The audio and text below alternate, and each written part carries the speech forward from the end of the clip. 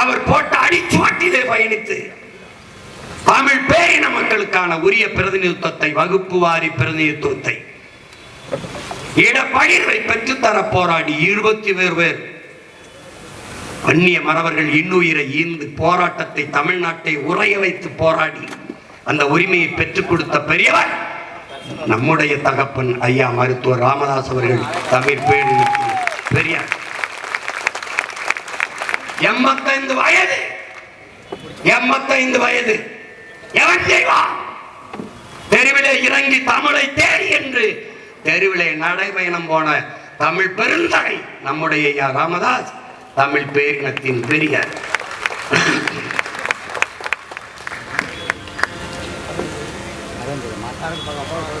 அடங்க மறு அத்து நீர் திமிரியடு திருப்பி அடி என்ற முழக்கத்தை முன்வைத்து ஆண்டாண்டு காலமாக தாழ்த்தி வீழ்த்திப்பிக்கப்பட்ட ஆதி தமிழ்குடி சமூகத்தை கிளர்ந்தெழுதி செய்து அமைப்பால் திரள்வோம் என்ற அரசியல் படுத்தி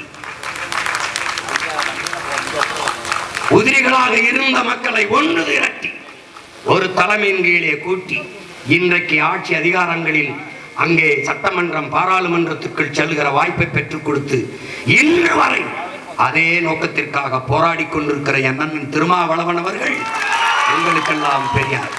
அவருக்கு வேண்டுமானால் ஐயா ஈவேரா பெரியாராக இருக்கலாம். ஆனால் தமிழ் தேசிய பிள்ளைகளுக்கு, வருங்கால தலைமுறைக்கு எங்கள் அண்ணன் திருமாவளவன் எங்களுக்கு பெரியார்.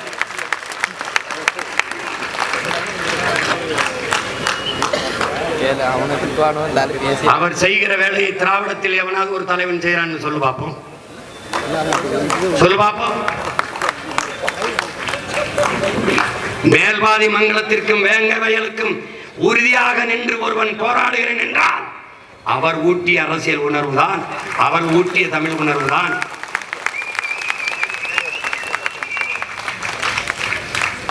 அண்ணன் ஏற்றுக்கொண்ட கூட்டணி, அதற்கு சில இந்த நாட்டில் ஒரு தர்மம் இருக்கு, கருமத்தை தர்மம் வச்சிருப்பான். அதுக்காக போய் இப்ப நான் பேசுறதெல்லாம் 2006க்கு முன்னாடி படிப்பிச்ச ஆசிரியர் யாரு? அவர் தான். நீங்க உட்கார்ந்து இருக்கலாம், அப்படி உட்கார்ந்து கைதட்டினால யாரு? நான் தான். புரியுதா? அதனால எங்களுக்கு எங்க அண்ணன் தான் பெரிய.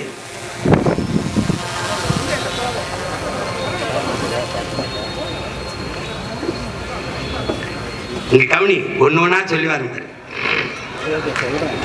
பதறாத, நேரம் இருக்குல்ல. 8 10 தானே ஆகுது, இன்னும் 1 மணி நேரம் இருக்கு. போகாத, போயிடாத. கொஞ்சம் கொஞ்சமா நெருப்பை ஏத்துரு. பனி பெஞ்சாலும் கதகதப்பா இருக்கு.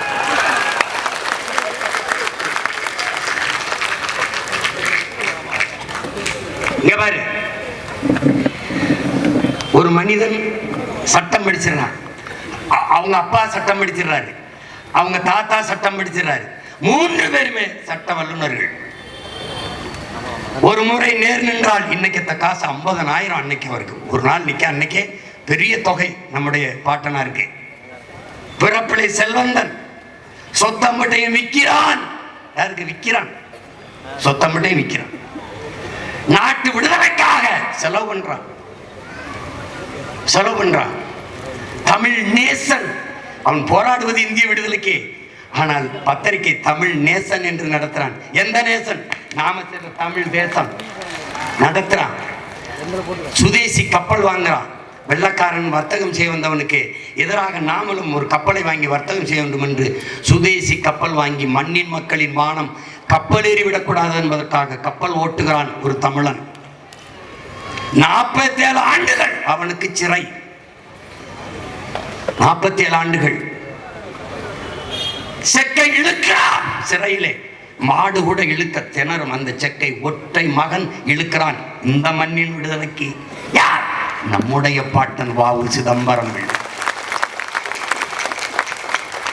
அவர் சொத்தையெல்லாம் நாட்டுக்காக வித்துக் கொண்டிருந்த சமகாலத்திலே சொத்தா வாங்கி சேர்த்துக் கொண்டிருந்த பெரியவர் நம்முடைய ஐயா ஈவேரா அவர்கள். இதில் யார் பெரியார்? யாரு பெரியார்? அவன் விடுதலை பெற்று வருகிறான். வரவேற்க ஒருவரும் போகவில்லை. ஏன் சமகால தோழர்கள் தானே ஐயா ஈவேராயன் போகவில்லை? சிறைவாசலில் நின்று வரவேற்ற மகன் சுப்பிரமணியம் சிவா என்கிற இவர்கள் சொல்கிற பிராமணன்.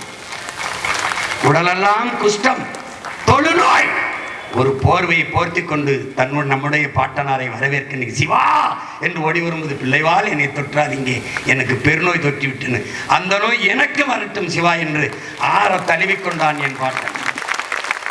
யார்? பெரியார். எவர் பெரியார்? என் பாட்டன் வ.உ.சி.யும் பெரியார்.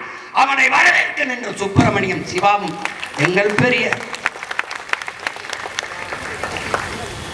என் தாத்தன் குற்ற பரம்பரை சட்டம் தமிழ் பெருங்குடி மக்கள் கள்ளர் மறவர் மீது சுமத்தப்பட்டிருக்கிறது. மாலையானால் காவல் நிலையத்திலே கைரேகை வைக்க வேண்டும். திருமணம் முடிந்தாலும் மனைவியோட போய் அவன் இரவிலே உறங்க செல்ல முடியாது. இன்றுதான் திருமணம், போக முடியாது. கைரேகை வைத்துவிட்டு காவல் நிலையத்திலே காவலர்கள் முன்பு படுக்க வேண்டும். ஒரு மந்தை போல. மனைவிக்கு பிரசவம், போக முடியாது, இங்கதான் இருக்கணும். தாய் மரண படுக்கையில், போக முடியாது, இங்கதான் இருக்கணும். 80 வயது இதய நோய், போக முடியாது, இங்கதான் இருக்கணும்.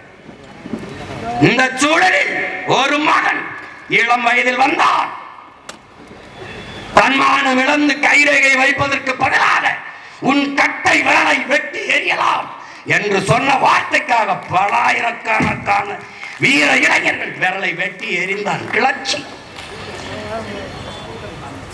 அந்த கைரேகை கொடுஞ்சட்டம், குற்ற பரம்பரை சட்டத்தை எதிர்த்து போராடி அந்த ஒற்றை மகனுக்கு இந்த நிலத்தில் துணை நின்றவன் எவன்?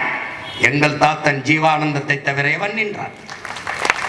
வைக்கத்தில் போராடினீர்கள் என்கிறீர்கள், இங்கே சாதி ஒழுக்க அடக்குமுறை ஒடுக்குமுறை எல்லாவற்றுக்கும் போராடின என்கிறீர்கள். ஒரு தமிழ் பேரினத்தில் பெருங்குடியை அடக்கி ஒடுக்கி வெள்ளக்காரன் கைரேகை சட்டம் வச்சு சித்திரவதை செய்கிற போது அதற்கு ஆதரவாக நின்று போராடுவது ஏன்? ஐயா ஈவேரா அவர்கள் யாருக்கு பதில் சொல்வார்? யார்? இதில் எவன் பெரியார்? எங்கள் தாத்தன் தெய்வ திருமகன் இறந்து போறார். இந்த நாட்டில் இருக்கிற எல்லா கட்சி கொடிகளும் அறக்கம்பத்தில் இறங்கி மரியாதைக்காக துயரத்தை வெளிப்படுத்த பறக்கிறது. அவர் இறந்ததற்கு அறக்கம்பத்தில் பறக்காத ஒரே கொடி திராவிட கழக கொடி. இப்ப அவன் பேரங்க நாங்க என்ன முடிவு பண்ணணும்? அந்த கொடி இந்த நாட்டில் எங்கேயும் பறக்க விடாம செய்யணும்.